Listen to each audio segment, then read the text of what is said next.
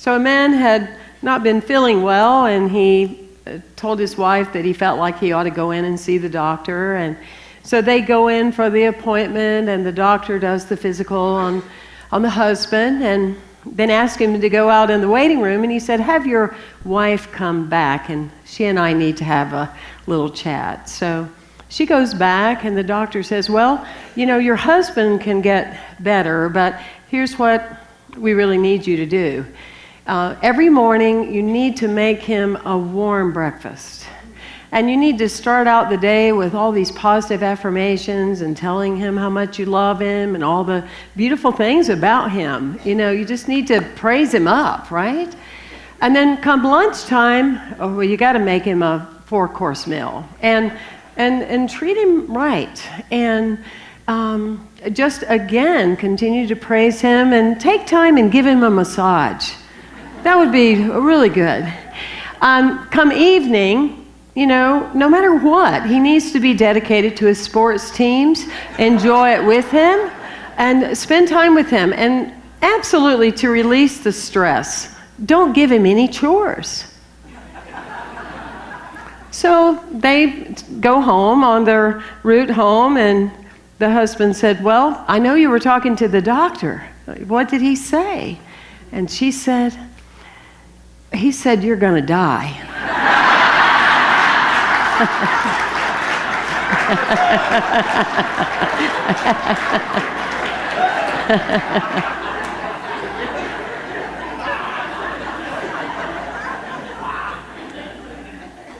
That, to me, that is one of the greatest awarenesses that we have in spirituality.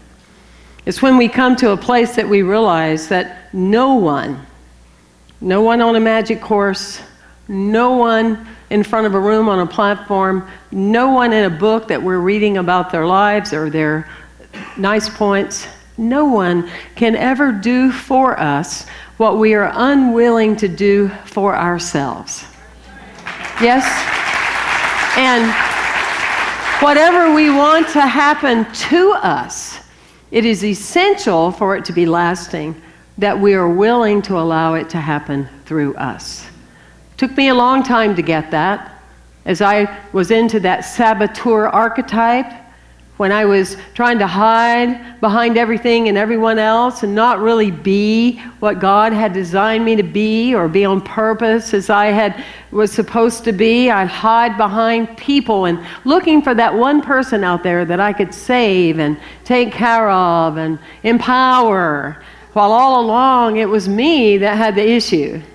It was me that had the issue. And when people say they want to be self-actualized, they want to be empowered, they want to really feel that connection to God, and they run around looking for relationships, and they know somebody a day, and they've forgotten their whole lives and everything that has meaning, there's something that's not going to work about that. Are you with me? Yes. Something about that. 100 million people will be watching probably the big game tonight. The big game tonight. We have another 12-step group over here. A lot of people will be tuning into that. And that's all fine and good and great. And it obviously feeds our society. But the thing of it is, for me, is that I really appreciate my spiritual teacher in ministerial school because he really prepared us for the big game that we call life. He would do no counseling. I remember one time I was just so upset, I was in tears. I went to everything he offered, every class, every group, every therapy thing that other people offered, and I said to him, "Can I see you this evening? I really need help. I really need someone." And he said, "Absolutely not. Absolutely not." And of course, all the way home, I went, "What kind of person is that? Who would do that? I give a lot here and I come to everything. How would he do that?" Big light came on. He did that so I could prove to myself that God had the answers through me. It is that individuation of spirit that makes it exciting. We can come to public places all the time and listen to how God is so amazing. It's so great to use those platitudes. But when it really reaches depth is at the time that you need something to prove itself to you more than ever. In that moment of pain or crisis or change in your life, or you thought something was going to work out and it worked out by not working out, that's the moment where you go to the real wellspring of your soul and go, God, you and I, we need to get clear with each other, okay? I'm going to put some demands on you right now. And this is what I'm expecting, and I want to know that I can be personalized by the information that you're giving me. God, guide me in thy divine wisdom. Does that resonate with you at all? It's real important and real crucial that happens, and only go to places that people tell you you have the answer. Always stay away from teachers and lecturers and ministers that tell you they have your answer, because more often than not, they're seeking their own. You got that? Got that. Dr. Nathaniel Branden, I love reading his work, and he is leading edge when it comes to teaching about attitude, when it comes to self-esteem. And then one of the things that he said changed my life. He said, for example, a little child, you can say to, little Joey, go and make your bed. And so Joey does. And Joey comes back and you go, oh, Joey, that makes Mom so proud. Oh, Joey, that makes Dad so happy. Little Joey's just sitting there. Codependency has already started. Enabling's already started. I can already see little Joey in therapy at 35. A people pleaser, already people pleasing, already setting that in motion, already make Mommy proud, make Daddy proud, make everybody proud. No. Little Joey goes and makes the bed. You look at little Joey and you say, wow, Joey, that must make you feel good about you. Isn't that a different window? It's a different window. It's a different teaching. It's a different experience when you say to somebody, wow, that must make you feel good about you. Just feel it. Turn around and tell somebody that right now. Tell them that right now.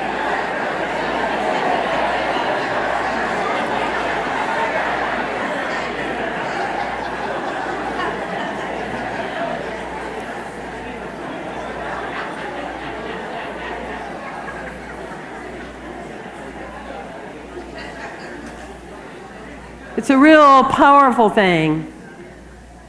It's beautiful to be validated and to be acknowledged and to be appreciated. But the psychology of our being needs to know that we have everything that we need. And God is here, and God's got this, wherever you're seated and with whatever you're seated with. That's just the simple truth of the matter, for sure. I love when it's kind of this time of year, somewhere between the New Year intentions of things that I would like to bring in or change or whatever in my life, and then somewhere around that Easter time of, what I'm going to let die in my life so that something else can live, kind of that conversation. I always draw from some other great teaching that really fits in there with New Thought and Unity is the principles, the 7 habits for highly effective people. To me, it's right up there with the Bible and the Unity books and stuff like that. Because if you follow those 7 steps in your life, it's amazing how your life can be altered and how they can change. But one of the principles is to be proactive versus being reactive. And we're at a time in our world that I think we can all appreciate a little bit of reminder of that. Because we're now in tune with 24/7 information all the time. People are beeping us and tweeting us and Instagramming us and Facebooking us. And we have this information, this data, sometimes data overload, coming at us all the time. It's very important to know within your being, to declare with your attitude, am I going to be a proactive person or am I going to be reactive? Because it appears with discernment, we have a lot of reactivity going on. I feel like sometimes when I look at the news, like we're back in, elementary school. What? He said, she said, they didn't say, no. Anyway, I'll stick on point. But you get the point of how to be proactive, how to respond to something. Whoopi Goldberg in the movie, Sister Act 2, she was teaching the kids, and she wanted them to remember, if you're going to go somewhere and you're going to be somebody, you got to stop and pay attention. And to me, that's daily. And sometimes 3 and 4 times a day I check in. Am I being proactive? Am I part of a solution I long to see, or am I just reacting to things outside of myself? Right? You resonate with that. When I was about 9 or 10 years old, I loved to go with my mom to get her hair done. We would go outside of the country and into the city. And there was a park there, so when she would get her hair done, I would go down to the park. And I went every week. And I met this guy. He was an elderly man, and he was very friendly to me, and he talked to me, and we, established conversation. And so every week I would go, and I looked forward to meeting him. I never told my mom what I was doing. She never asked, but I just had developed this new friendship. And so one week he was telling me that he knew my grandfather. Well, that just put him over the top, because my grandfather was my hero. And so he started talking about that he knew him and, blah, blah. Well, the next week I go, and he asked me to come and, sit real close to him on the swing. And so he went on to do some inappropriate, unnecessary, not things you want to do to a 9 and 10-year-old little innocent, beautiful little girl. I left, and I never went back to that park, and I didn't tell my mom what happened for many years to come. And what happened in that time and in that moment was that something was lying dormant in me, that experience. And so then every now and then I'd walk into a room or maybe at a party or be somewhere, and a certain smell or fragrance or a look or an image or eye contact from somebody would trigger that. And I would my physiological self would start to change, my voice would change, and I would just kind of leave my body and find the quickest exit I could to leave whatever I was involved with. Until one particular day, I had a dentist appointment, and I walk into the waiting room, and there were like 35 chairs, and no one was there. So I went and I sat down. And in a moment, a man comes in, and he sits right beside me.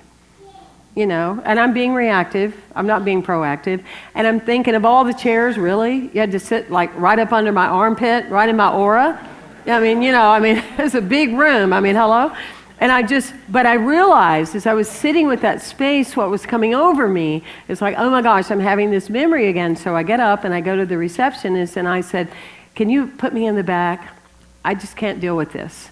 Can you put me in the back? And she said, he's really a nice man. I'm so sorry that happened, but you're in the chair where he always sits. I had an instantaneous healing that day.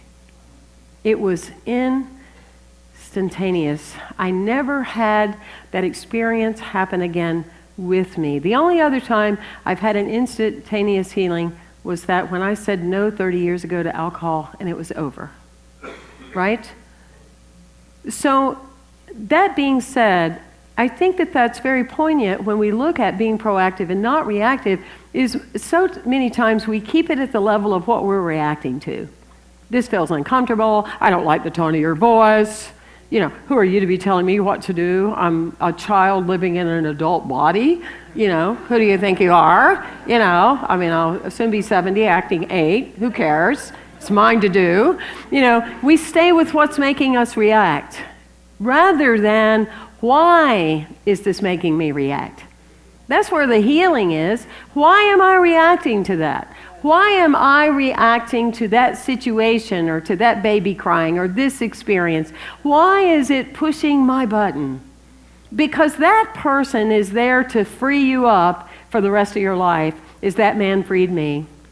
I have said to him many times in my meditation, in my prayer work, thank you. Thank you for being part of my path that brought me to a new revelation of learning how to love myself better.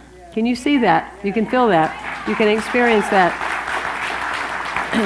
Many of you know that I was just on a cruise. I was hosting the Science of Mind magazine cruise. We put it together about 2 years ago to honor the 90th anniversary for the Science of Mind magazine so that they could have an endowment. And I'm happy to say that collectively with the 210 people that went, we earned them $40,000 for their endowment. Isn't that exciting? We had a wonderful time.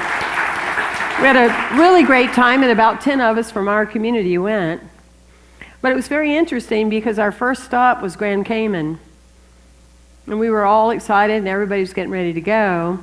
And they announced on the loudspeaker, ladies and gentlemen, no, you're probably ready and dressed to go today, but we can't allow you to go because of the strong winds. So we're going to move on. We're not going to stop at that port. And many of us were like, yay, oh, this is going to be fun. We get to, do something. We're free today. We don't have to plan, blah, blah. You should have heard all the other reactives on the ship.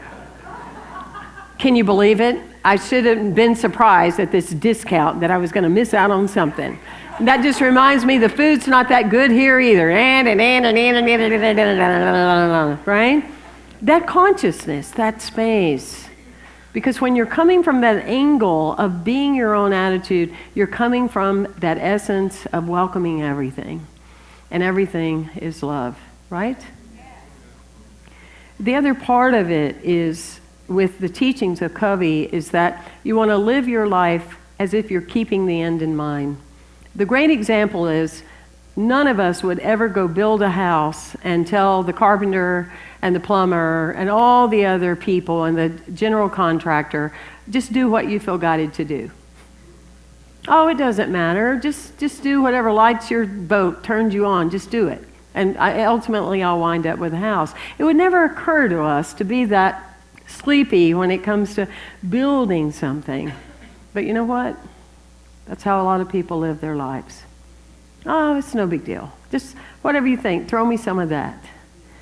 You want to design at the end of your life. I think about that. I use that. I've told you that before. A lot of times when I'm worked up over something, I ask myself, is it going to make my 45-minute speech? You get that? It's my memorial. I'm okay to talk about it. And people are talking. Are they going to mention that one thing? You think they are? Usually not. So it puts things in perspective. Keeping the end in mind, what is it that you really want? What dreams do you have? What love are you seeking in your life to know yourself better? And start doing something every day now so that 10 years from now you're already there. It's part of a process. It's part of an experience.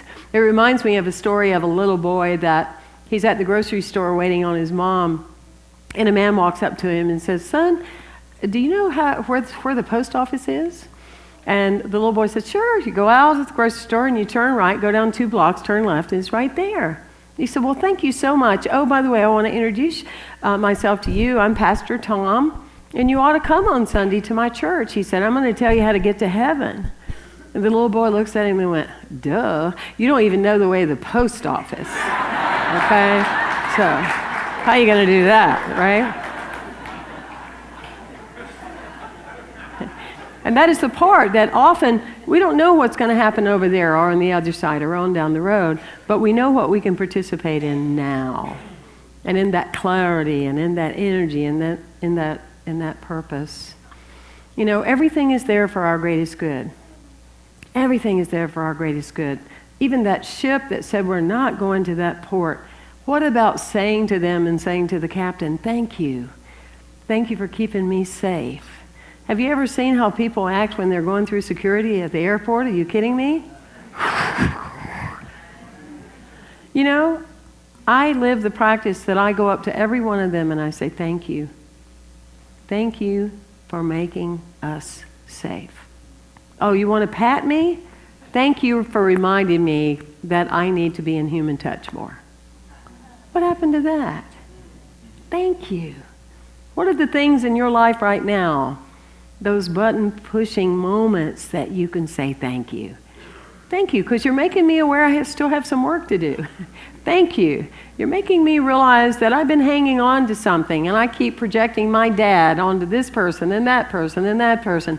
Thank you for supporting me. Say that out loud. Thank you for supporting me. When you welcome it like that, the truth is in the wisdom of that. And in that consciousness of that, you see, immediately, what is first in your life?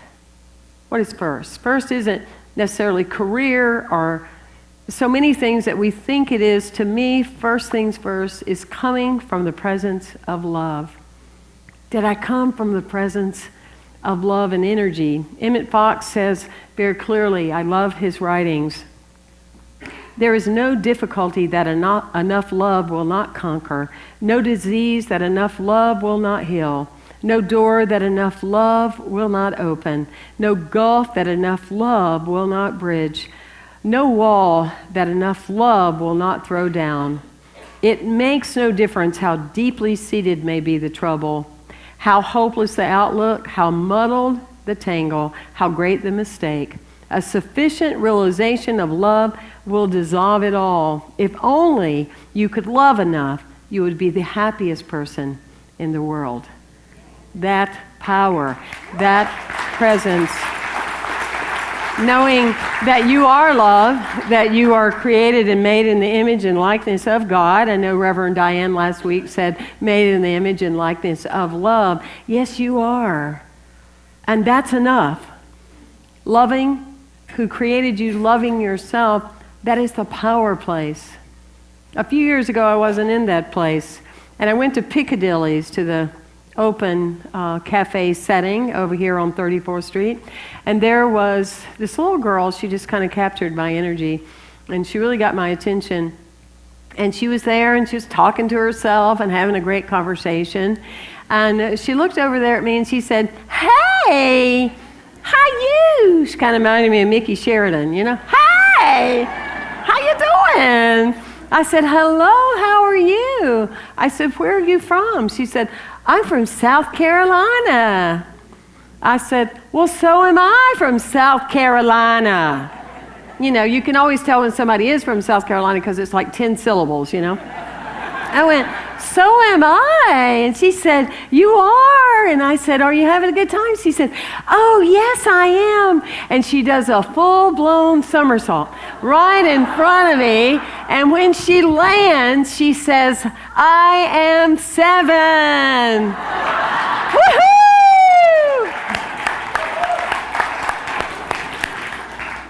And I said to her, and I thought to myself, I don't ever want to lose that memory. Actually, I want to live that memory that I am 7.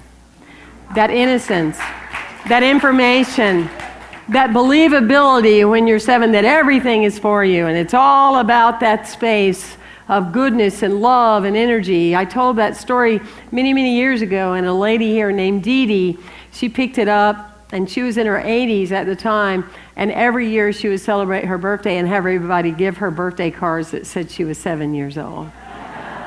Love, you see. The time is now that we step into that space.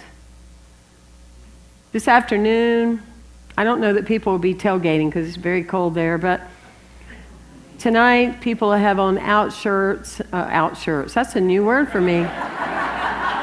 Out shirts, okay, that's another talk for another Sunday. People will have on uniforms, shirts, honoring their teams. They'll have on funky looking socks and different colored tennis shoes, and they will be in their outfit because they know what team they're on.